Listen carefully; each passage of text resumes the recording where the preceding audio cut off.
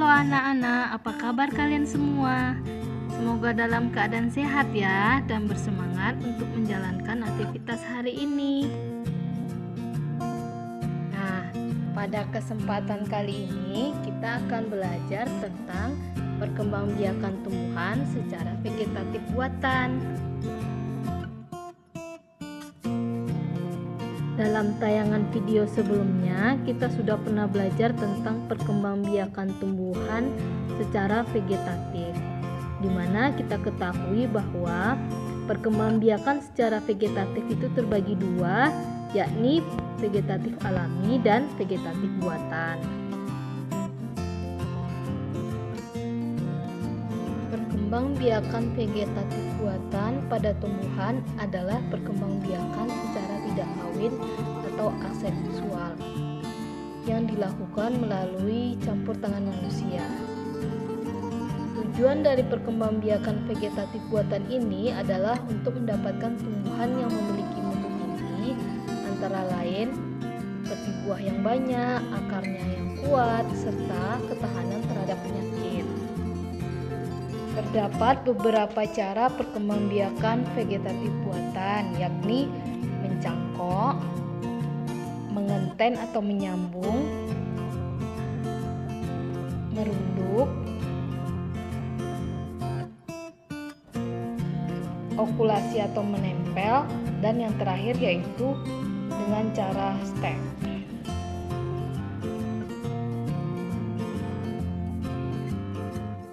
Mari kita pelajari satu persatu. Yang pertama adalah mencangkok. Mencangkok merupakan salah satu cara yang paling mudah untuk memperbanyak tanaman. Tidak semua tanaman dapat dicangkok. Tumbuhan yang bisa dicangkok hanyalah tumbuhan dikotil dan tumbuhan berbiji terbuka saja. Ada beberapa keuntungan yang diperoleh dari mencangkok, diantaranya pertama, tumbuhan hasil cangkokan akan lebih cepat berbuah dibandingkan tumbuhan yang ditanam dari biji.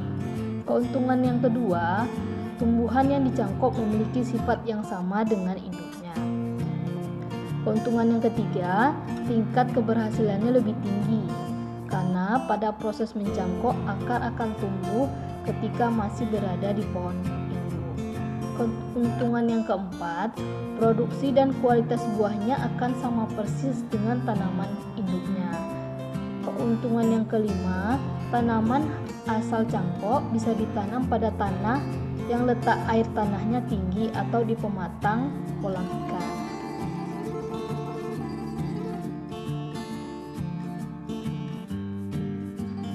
Kembangbiakan tanaman dengan cara mengenten atau menyambung. Mengenten adalah cara perkembangbiakan tanaman dengan cara menggabungkan batang bawah dan batang atas dari dua tanaman. Tujuannya adalah untuk memperoleh tanaman yang memiliki sifat yang unggul. Contoh tanamannya yaitu tanaman kopi, tanaman tomat, dan tanaman mangga. Misalnya ada dua tanaman mangga. Tanaman mangga pertama berakar kuat tetapi buahnya asam. Sedangkan tanaman mangga kedua berakar lemah tetapi buahnya sangat manis. Untuk memperoleh pohon mangga yang berakar kuat dan berbuah manis, maka batang bawah dari tanaman mangga yang berakar kuat disambungkan dengan tanaman mangga yang berbuah manis. Apa saja keuntungan yang diperoleh dari mengenten? Yang pertama, tanaman dapat berproduksi lebih cepat. Yang kedua, hasil produksi dapat sesuai dengan keinginan, tergantung batang atas yang digunakan. Yang ketiga, merunduk. Cara tumbuhan berkembangbiak dengan merunduk dilakukan dengan merundukkan dan membelokkan cabang tanaman sampai ke tanah. Kemudian bagian yang dirundukkan itu ditimbun dengan tanah. Nah, nantinya bagian cabang yang tertutup tanah itu akan menumbuhkan akar.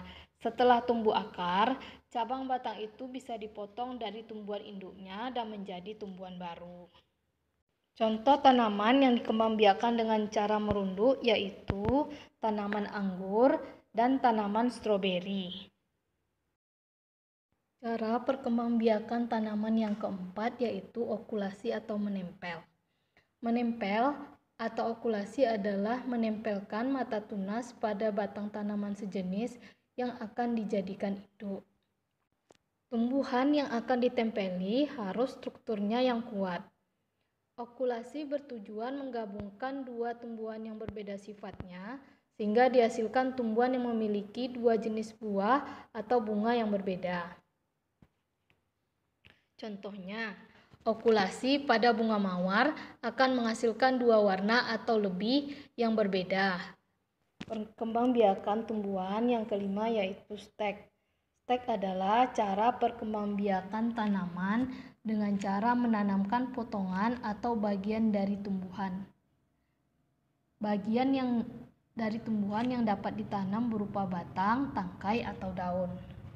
Contoh tanaman yang dapat di-stek adalah tanaman mawar dan tanaman singkong, serta tanaman cocor bebek.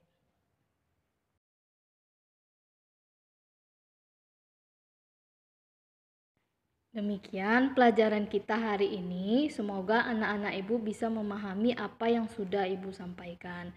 Tetap semangat ya untuk melanjutkan pelajaran berikutnya.